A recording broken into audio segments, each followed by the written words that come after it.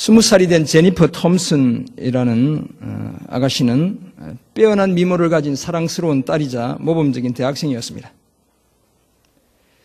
그런 그녀의 삶은 한여름밤 목에 칼을 들이대고 자신을 겁탈한 한 낯선 사람 때문에 완전히 망가지고 말았습니다. 그녀는 자신을 괴롭힌 사람을 잘 기억하고 있었고 경찰이 자신의 인상착의에 근거한 용의자 몇 사람을 보여주었을 때 로널드 코튼이라는 사람을 분명한 확신을 가지고 범인으로 지목했습니다. 범인으로 지목된 로널드 코튼은 한결같이 자신은 결코 그런 짓을 저지르지 않았다고 주장했지만 법정에선 제니퍼 톰슨은 너무나 확고하게 그가 바로 범인이라고 증언했고 이에 로널드 코튼은 종신형을 선고받고 복역하게 되었습니다. 그로부터 1년 뒤 로널드 코튼은 감옥에서 우연히 한 죄수를 만났습니다. 그의 이름은 바비 풀이었는데 자신과 무척 닮아 보였습니다. 바비는 연쇄 강간죄로 종신형을 선고받고 복역 중이었습니다. 그런데 이 바비가 하는 말이 자기가 바로 여대생 제니퍼를 괴롭힌 장본인이었다는 것입니다. 무척 화가 나기도 하고 너무나 억울하기도 해서 로널드는 바비를 죽이려고 칼을 하나 마련했습니다. 기회를 엿보고 있는데 이 사실을 알게 된 로널드의 아버지가 끝까지 하나님을 신뢰해보자고 충고해서 겨우 분을 사귈 수 있었습니다. 우여곡절 끝에 이 사건에 대한 재심이 열렸을 때 관련된 사람들이 로널드 코튼과 바비 풀 이 두 남자를 동시에 보게 되었습니다. 그런데 이번에도 제니퍼는 바비가 아니라 로널드가 자신을 위협하고 강간한 범인이라고 지목했습니다. 로널드는 종신형을 받지 못하고 다시 철창에 갇히는 신세가 되고 말았습니다. 그로부터 11년 뒤 이제 제니퍼가 그때의 아픔을 딛고 일어나 가정도 꾸리고 자녀들도 한창 키우고 있을 때 오랫동안 보지 못했던 경찰 수사관이 그녀의 진문을 두드렸습니다. 그리고 이렇게 말했습니다. 제니퍼, 당신이 틀렸습니다. DNA 기법으로 확인해 보니 로널드 코튼 이 범인이 아니었습니다. 당신을 괴롭힌 사람은 바비 풀이었습니다. 그 말을 들은 제니퍼는 자신이 그런 큰 실수를 했다는 사실에 엄청난 충격에 휩싸였습니다. 무지한 사람의 인생을 11년이나 빼앗았다는 생각에 큰 자책감이 들었습니다. 2년간이나 괴로움에 시달리다가 용기를 내어 로널드 코튼을 만나 용서를 빌었습니다. 마을에 있는 한 교회에서 그들이 만났을 때 제니퍼는 정말 죄송합니다. 11년간이나 감옥에서 고생시켜드려서 정말 죄송합니다. 라며 연신머리를 조아렸습니다. 그때 조용히 제니퍼의 말을 듣고 있던 로널드가 입을 열었습니다. 제니퍼, 나는 당신을 원망하지 않습니다. 한 번도 당신을 원망해 본 적이 없습니다. 나는 그저 당신이 앞으로도 계속 잘 살기를 바랄 뿐이에요. 제니퍼의 남편과 목사님이 교회 밖에서 2시간이나 걱정 어린 마음으로 기다리고 있을 때 그들 두 사람이 밖으로 나왔습니다. 그리고는 다들 보는 앞에서 서로 용서와 화해의 포옹을 했습니다. 그로부터 며칠 뒤 제니퍼는 감옥에 있는 바비 풀에게 편지를 써보냈습니다. 편지의 내용은 이런 것이었습니다. 오래전 7월의 어느 날 밤 나는 엄청난 용기를 가지고 당신을 대면해야 했습니다. 그날 당신은 전혀 내 허락을 요구하지 않았습니다. 그렇지만 이제는 내가 당신을 볼 수 있기를 원합니다. 라며 자신을 만나줄 것을 요청했습니다. 다시 만나 로널드 코튼이 자신을 용서해 주었던 것처럼 그를 용서한다고 말해주고 싶었기 때문이었습니다. 그러나 바비 풀은 전혀 답장을 보내지 않았고 종신형을 받아 복역하던 중 2000년 암으로 세상을 떠나고 말았습니다. 사랑하는 성도 여러분, 오늘 저와 여러분의 사랑은 과연 어떤 것입니까? 우리가 만약 억울하게 11년간 옥살이를 했다면 우리는 과연 어떤 반응을 보이겠습니까? 자존심이 조금만 상처를 받아도 발끈하며 돌아서는 우리가 정말 제대로 된 사랑을 할 수는 과연 있는 것일까요? 상대방 입장에 서서 상대방의 형편을 헤아리며 그럴 수밖에 없는 모습을 우리가 제대로 받아줄 수는 있는 것일까요? 도무지 그럴 수 없을 것 같은 우리를 향해 오늘 본문 데살로니가전서 4장 9절에서 12절은 우리가 하나님을 기쁘시게 하는 또 다른 방법이 바로 형제를 사랑하는 것이다 라고 말씀합니다. 우리가 정말 하나님의 자녀라면, 예수 그리스도의 제자라면 사랑의 모범을 보인 예수님처럼 우리도 서로 사랑함으로 하나님을 기쁘시게 해드릴 수 있다라고 말씀합니다. 이와 같은 사실을 말씀하는 오늘 본문 데살로니가전서 4장 9절에서 12절을 통해 우리는 성도들이 하나님을 기쁘시게 하는 삶의 모습 몇 가지와 그리고 그 결과가 무엇인지를 발견하게 됩니다. 먼저 우리는 진실한 형제 사랑을 실천해야 합니다. 둘째, 그리고 조용히 열심으로 자기 일을 감당해야 합니다.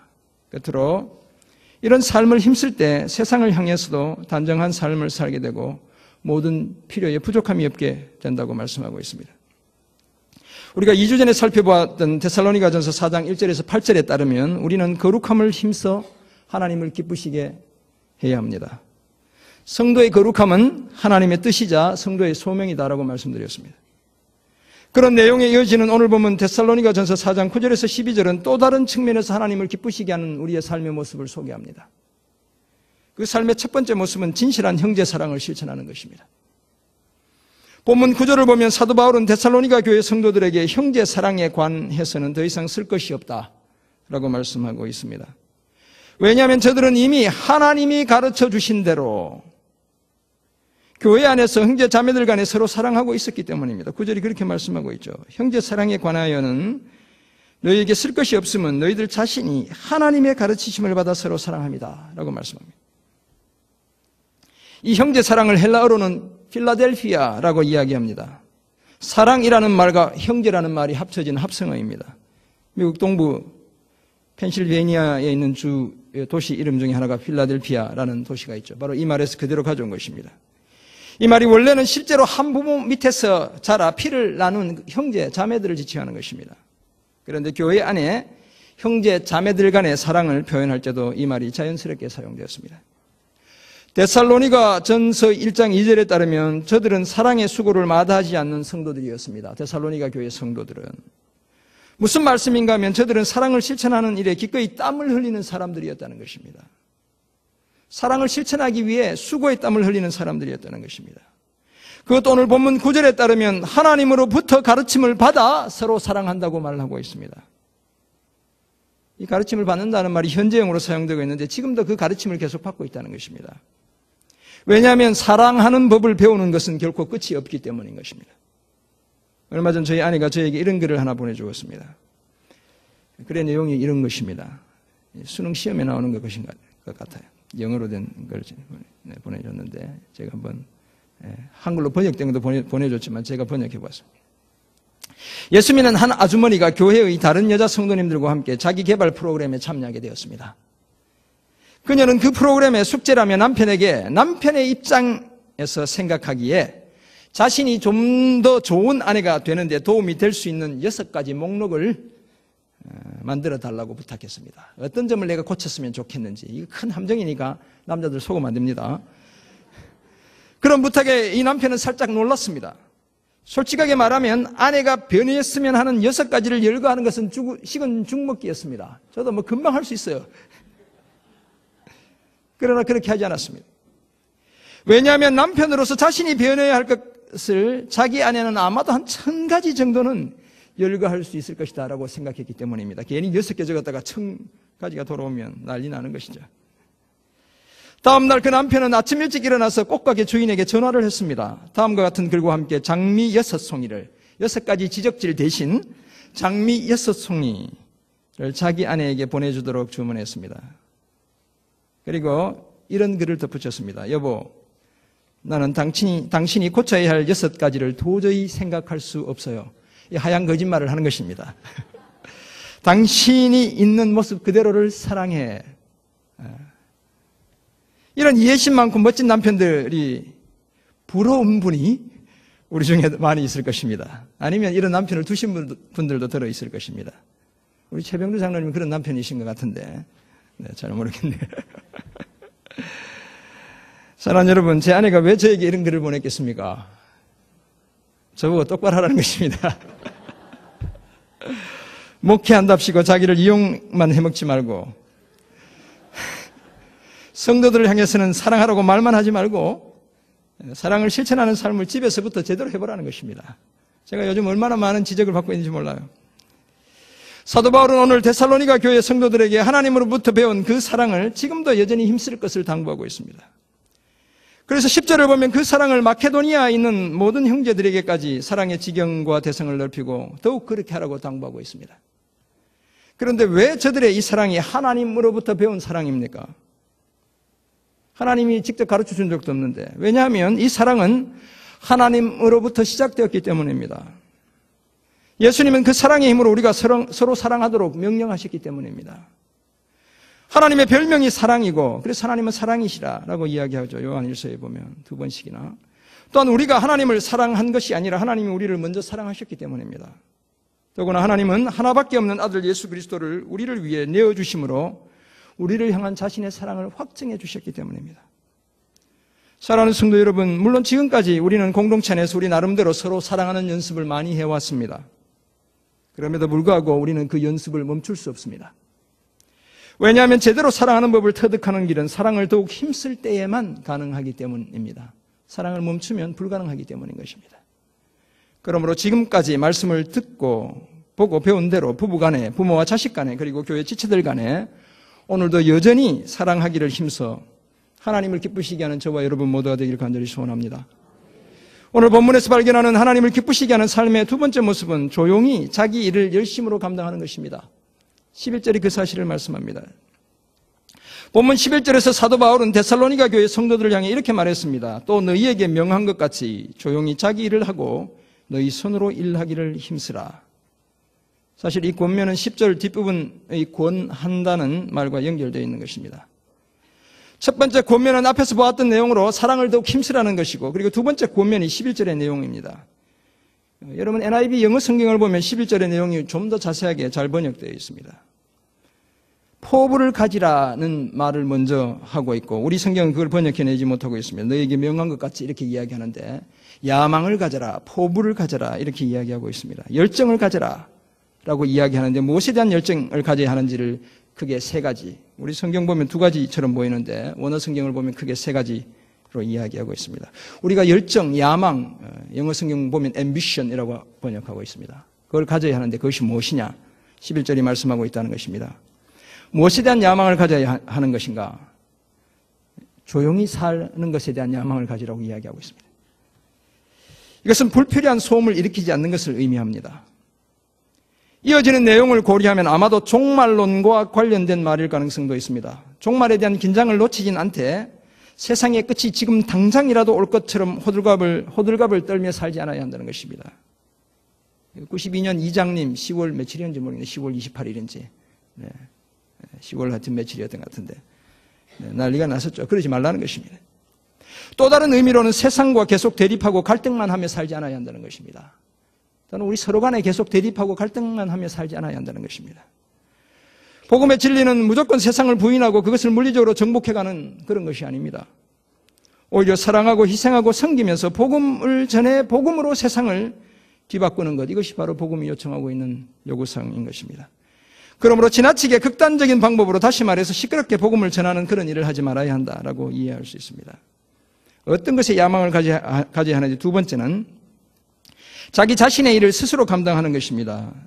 자기 일을 하고 라고 이야기하고 있죠. 여기 보면 이 말씀은 우선적으로 불필요하게 남의 일에 참견하지 말고 자기가 해야 할 일을 자기가 잘 감당하는 것을 의미합니다. 우리 중에 들어는 남의 제사상에 밤나라 대추나라 라고 말하며 참견하기 좋아하는 사람이 있습니다. 괜히 장기판에 바둑판에 훈수 들기 좋아하는 그런 분들이 있습니다. 그러지 않아야 한다는 것입니다. 또 다른 의미로는 내가 해야 할 일은 반드시 내가 해내야 한다는 것입니다. 공동체의 구성원들이 책임감을 가지고 내가 맡은 일을 완수할 때 공동체는 더 건강하고 아름답게 세워져 가기 때문인 것입니다. 우리가 야망을 가져야 하는 세 번째는 자기의 손으로, 다시 말해서 직접 일하는 것입니다. 오늘 11절 끝부분이 그 사실을 이야기합니다. 너희 손으로 일을 하기를 힘쓰라 라고 말씀하고 있습니다. 이것은 육체적 노동을 통해 삶의 필요를 해결해야 한다는 것입니다. 게으르지 않아야 한다는 것입니다. 그 당시 헬라인들 중에 들어는 우리 조선시대의 양반들처럼 육체적인 노동을 경시하는 사람들이 있었습니다. 그러나 유대인 랍비들은 하나님의 말씀을 연구하는 것과 삶의 필요를 충족시키기 위해 일하는 것 모두를 다 하나님의 명령으로 간주했습니다. 여러분, 유대인들이 잘 사는 이유가 바로 여기에 있습니다. 결코 성과 속을 구분하지 않는 것입니다. 하나님의 세계 속에 다 다스려지고 있다고 생각하는 것입니다. 남분들보다 더 열심히 살기 때문에 그들이 더 똑똑하고 더 잘 사는 민족이 되는 것입니다.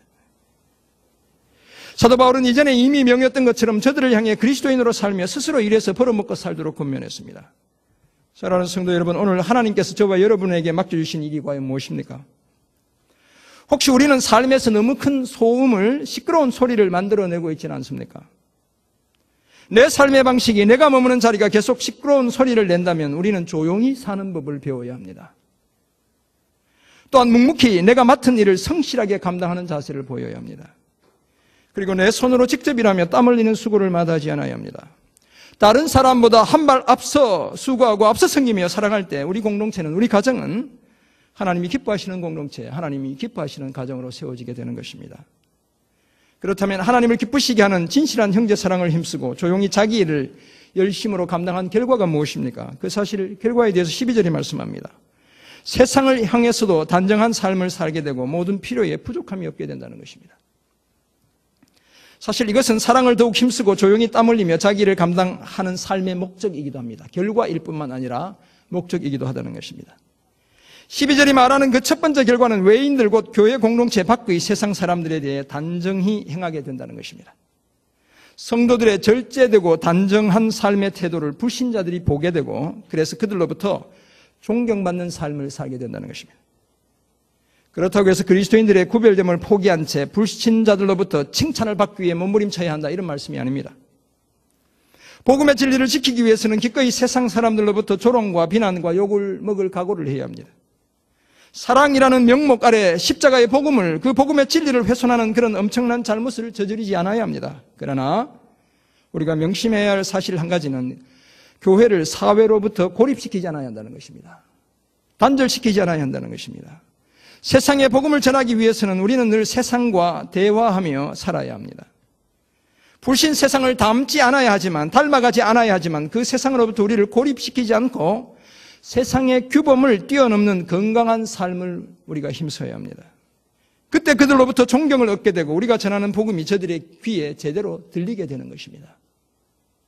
바로 이런 목적을 성취하기 위해 단정한 삶을 힘써야 한다고 말씀합니다. 그렇다면 오늘 본문 12절이 말하는 사랑을 더욱 힘쓰고 조용히 땀 흘리며 자기를 감당하는 삶의 두 번째 결과는 무엇입니까? 12절 끝부분에 보면 뭐라고 얘기하고 있습니까? 아무 궁핍함이 없게 하려 합니다 라고 말씀합니다. 궁핍함이, 핍절함이 없게 된다는 것입니다. 이것은 개인이나 공동체의 삶에서도 마찬가지입니다.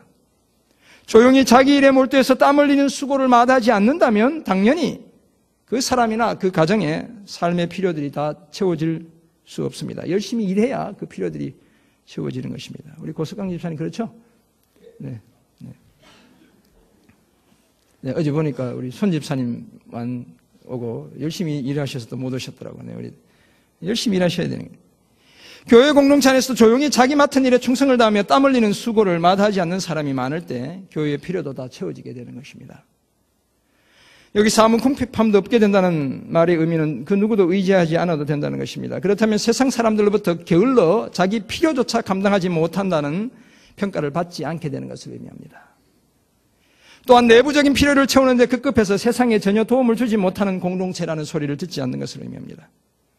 뿐만 아니라 고의적인 필요를 만들어 정말 불가피하게 필요한 사람들을 돕지 못하게 되는 그런 경우가 생겨나지 않게 하는 것을 의미합니다. 사랑하는 성도 여러분, 자기 내부의 필요를 채우는데도 급급한 공동체는 결코 다른 사람의 필요를 채워줄 수 없습니다. 교회 내부의 필요를 채우는 것은 물론 교회 밖의 필요까지도 돌아보는 그런 공동체가 되는 것, 이것이 바로 아무 궁핍함이 없게 되는 것입니다. 지난번 매주 수요일마다 전도지를 들고 이제 9월달 되면 또 다시 이제 시작할 텐데요. 근처 아파트와 화서동 일대의 주택가를 중심으로 노방전도를 우리 전도대원과 다녔습니다. 노방전도를 하다가 주민 몇 분을 만나 수원영광교회 담임 목사 김윤환입니다 이렇게 인사드리면 이분들이 이러는 거예요. 새로운 목사 왔다는 얘기 들었다고. 그렇게 말씀하시는 분이 들어 계셨어요. 그중에 다른 교회 성도님들도 계셨습니다. 그래서 제 설교를 평가하는 분도 계셨어요. 이미 설교까지 듣고. 교회를 전혀 다니지 않는 분들도 들어 계셨습니다. 주변에 많은 분들이 우리 교회 소문을 듣고 있는 것입니다. 이 화서동 뭐 빤하잖아, 이 장터가. 제가 다녀보니까 빤하더라고요, 이 울타리가. 심지어 그 중에 한 분은 우리 교회의 지난 30년 역사를 꿰고 계시기도 했습니다. 이미 오래전, 이전에 목사님의 사건까지 꿰고 있더라고요. 사랑하는 성도 여러분, 이제 우리는 우리 주변 이웃들에게 어떤 소문을 내는 교회가 되어야겠습니까? 더 이상 그 목사 참 이상하다는 소문이 나지 않아야 합니다. 제가 잘해야 되는 거죠. 더 이상 목사와 성도들 서로 간에 싸운다는 소문이 나지 않아야 합니다. 이제 우리 교회 안에서. 이제 그 목사는 성도님들 참 잘 돌보고 있다는 그런 소문이 나야 합니다. 그 교회 성도들은 다 정직하고 진실하다는 소문이 나야 합니다. 지역을 섬기는 일, 남을 돕는 일이라면 성당보다, 우리 근처에 있는 성당보다, 제가 계속 강조하고 있습니다. 성당이 하도 부러워서 너무 열심히 하는 것 같았어요. 더 열심히라는 그런 소문이 나야 하는 것입니다. 세상으로부터도 존중이 여김을 받는 그런 공동체, 그래서 하나님을 기쁘시게 하는 그런 공동체로 함께 우리 교회를 세워가는 저와 여러분 모두가 되길 간절히 소원합니다. 이상 같은 말씀을 우리 삶에 두 가지만 적용해 보겠습니다. 먼저 지금보다 더 사랑해야 합니다, 여러분. 충분히 사랑하셨겠지만 더 사랑해야 합니다. 예수님은 우리가 서로 사랑하는 것을 세 계명으로 주셨습니다. 그것도 예수님이 우리를 사랑한 것처럼 서로 사랑하라고 말씀하고 계십니다. 요한복음 13장 보면 주님이 그렇게 말씀하세요. 베드로 사도는 베드로전서 1장 22절에서 너희가 진리를 순종함으로 너희 영혼을 깨끗하게 하여 거짓이 없이 형제를 사랑하기에 이르렀으니 그 다음 마음으로 뜨겁게 서로 사랑하라. 더 사랑하라는 것입니다. 그리고 오늘 본문에서 사도 바울은 형제 사랑에 관해서는 더 이상 쓸 것이 없다라고 말하면서도 뭐라고 얘기합니까? 더 사랑하기를 힘쓰라고 당부하고 있습니다. 그러므로 부부 간에, 부모와 자식 간에, 형제 간에, 교회 안에서 만난 믿음의 지체들 간에 더 사랑하기를 힘쓰는 저와 여러분이 되기 원합니다. 억울한 것, 오해받는 것 다 참아내고 그래도 사랑하는 저와 여러분이 되어야 합니다. 이것이 사랑을 더 힘쓰는 저와 여러분의 모습이며 그렇게 사랑해야 하나님을 기쁘시게 해드릴 수 있기 때문인 것입니다. 둘째, 우리 삶의 적용점, 우리에게 맡겨준 일 책임감 있게 감당해야 합니다. 물론 일에 경중이 있을 수 있습니다. 그러나 그 어떤 일도 결코 소홀히 해도 괜찮은 일은 없습니다. 성경의 원리는 작은 일에 충성한 사람들에게 큰 일을 맡기는 것입니다. 오늘 집에서, 학교에서, 직장에서, 심지어 교회에서 나는 사소한 일만 하고 있다고 생각하는 분들이 계시다면 너무 실망하지 말고 그 일에 충성해야 합니다. 사소한 일을 열심히 하시는 분들이 언젠가 큰 일을 맡게 되기 때문입니다. 제가 직장 생활 시작하면서 처음 3년간 했던 일이 뭔지 아십니까, 여러분? 커피 나르는 것이었습니다. 그때는 이 여권 신장이 일어나서 우리 고등학교 졸업하신 우리 여자 직원들이 커피를 안 나른대. 회의하면 남자인 제가 다 날라야 돼. 커피 열심히 복사하는 거였습니다. 그때는 이메일도 없으니까 뭐예요? 팩스를 열심히 해외로 이렇게 보내는 일을 제가 하는 거예요. 또 뭐 합니까? 선배들 열심히 글자로 적어준 타이핑하는 거. 이게 제 주로 3년간 주로 했던 임무예요. 저녁 술자리를 피해서 욕을 먹기도 하고 그만두고 나가라는 소리도 여러 번 들었지만 그래도 맡겨진 일은 책임감 있게 그리고 신속하게 해냈습니다. 보내라는 거 빨리 보내고 복사해로 하면 빨리 쫓아가서 하고 열심히 타이핑 쳐서 빨리 올려주고 오타 교정해주면 다시 쳐주고 제가 늘 직장생활 하면서 잊지 않았던 한 가지 큰 모토가 있습니다. 죽게 하듯 한다. 저는 뭐 대감지 머슴이라고 늘 선포했습니다. 하여튼 머슴처럼 산다고. 우리 구시 집안. 1999년 시드니 지사의 지상으로 갈 때 제 직급이 과장이었습니다. 과장으로 지사장으로 가니 한참 고참인 그룹 자매사 지사장님이 회장실에 무슨 연줄을 잡고 왔냐고 저한테 물었습니다. 특별한 연줄이 있었던 것은 아니었습니다. 사원 시절부터 모시고 있던 상무 임원 한 분이 전무로 승진해서 회장실로 가실 때 자기 후임으로 오는 임원분에게 저를 잘 봐달라고, 좋은 자리 있으면 쟤를 보내주라고 얘기해줬기 때문이었습니다. 술도 제대로 못 먹어도 성실하게 일하는 저를 잊지 않으시고 저에게 그런 기회를 주셨던 것입니다. 이분이 아니었으면 제가 목회 안 했을지도 몰라요. 호주 안 갔으면. 제가 미국의 회사에서 보내주는 MBA 유학을 가게 됐을 것입니다. 그러면 아마 여러분을 못 만났을 텐데 이분 때문에 제가 호주를 갔고 호주에서 주님의 강력한 부르심을 받고 회사를 그만두게 된 것입니다. 오늘 집에서, 학교에서, 직장에서, 교회에서 자기에게 맡겨진 사소한 일을 성실하게 감당하는 사람을 하나님이 쓰시는 것입니다. 그런 사람들이 예수 믿지 않는 사람들로부터도 존경받고 무엇인가 부족해서 꿇어가지 않아도 되는 삶을 살게 되는 것입니다. 이런 복된 삶을 사는 저와 여러분 모두가 되기를 간절히 소원합니다. 하루는 에밀리가 우편함에 가보니 편지 한 통이 거기에 놓여 있었습니다. 봉투를 집어보니 우표도 없고 소임도 전혀 적혀 있지 않고 오직 그녀의 이름과 주소만 적혀 있었습니다. 그 봉투를 찢고 열어보았더니 이렇게 적혀 있는 것입니다. 사랑하는 에밀리, 나는 이번 토요일에 너의 이웃이 되려고 해. 니네 집에 잠깐 들를게. 너를 사랑하는 예수님이. 그녀의 손이 부르르 떨렸습니다. 왜 주님이 나를 찾아오시지? 나는 별로 주목받지도 못하는 존재인데, 더구나 우리 집에는 아무것도 대접해 드릴 것도 없는데.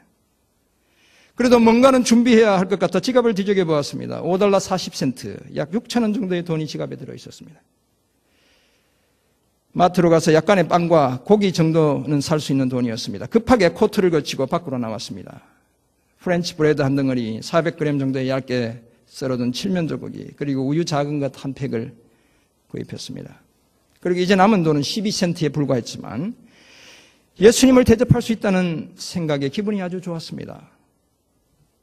마트에서 나와서 좁은 골목길에 앉아있던 2명의 남녀 거지가 거기 아주머니, 어떻게든 우리 좀 도와주세요 라고 말했습니다. 에밀리는 주님을 대접해야 되기 때문에 전혀 들은 척하지 않았습니다. 막 지나치려는데 남자 거지가 큰 소리로, 이봐요 아주머니, 나는 직장도 잃고 아픈 아내와 함께 이렇게 거리에서 살고 있어요. 날씨는 계속 추워지고 배도 너무너무 고프답니다. 어떻게든 도와줄 수 있으면 좀 도와주세요. 이 은혜 잊지 않을게요 라고 말했습니다.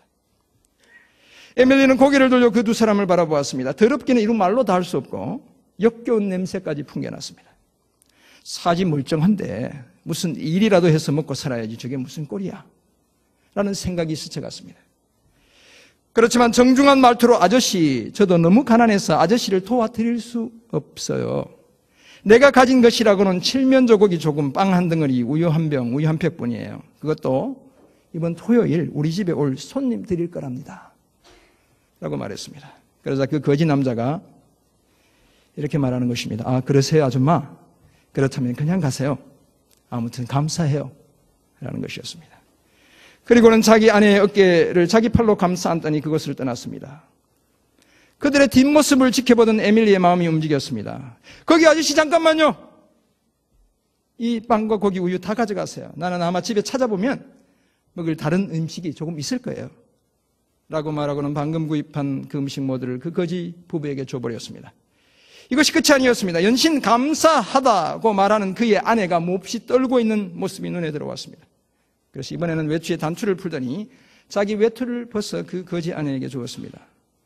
에밀리는 이제 음식도 외투도 없이 집으로 돌아왔습니다. 추위에 부들부들 떨면서 가방에 든 현관 열쇠를 찾다가 다시 우편함을 보았더니 또 다른 편지 한 통이 거기에 놓여 있었습니다. 이상하다고 생각했습니다. 왜냐하면 우체부는 하루에 몇 번 옵니까? 한 번만 오는데 또 다른 편지 한 통이 거기에 놓여 있는 것이었습니다. 의아해하면서 그 편지를 집어 들고 뜯어보니 이렇게 적혀 있었습니다. 사랑하는 에밀리, 너를 다시 보게 되어 너무나 좋았어. 너의 그 음식도 너무 고마워. 또한 너의 따뜻한 외투도 고맙기가 이루 말로 다 할 수 없었어. 항상 너를 사랑하는 예수님이. 바람은 차가웠고 외투는 없어 몸은 떨렸지만 에밀리는 이제 전혀 추위를 느낄 수 없었습니다. 사랑하는 성도 여러분, 우리가 무엇으로 하나님을 기쁘시게 해드릴 수 있겠습니까? 그것은 다름 아니라 사랑을 더욱 힘쓰는 것입니다. 제대로 진실하게 서로 사랑하는 것입니다. 뿐만 아니라 조용히 그렇지만 열심으로 자기 일을 감당해 나가는 것입니다. 이런 우리의 삶이 교회 안에서뿐만 아니라 교회 밖의 사람들로부터도 존경을 받는 삶이 되고 그들에게 전혀 손을 빌리지 않아도 되는 삶이 되게 할 것입니다. 더 열심으로 서로 사랑하고 자기 일을 감당해 하나님을 기쁘시게 하고 세상 사람들로부터도 존경받는 복된 삶을 살아가는 저와 여러분 모두가 되시기를 주님의 이름으로 축원합니다. 아멘. 잠깐 기도하겠습니다. 하나님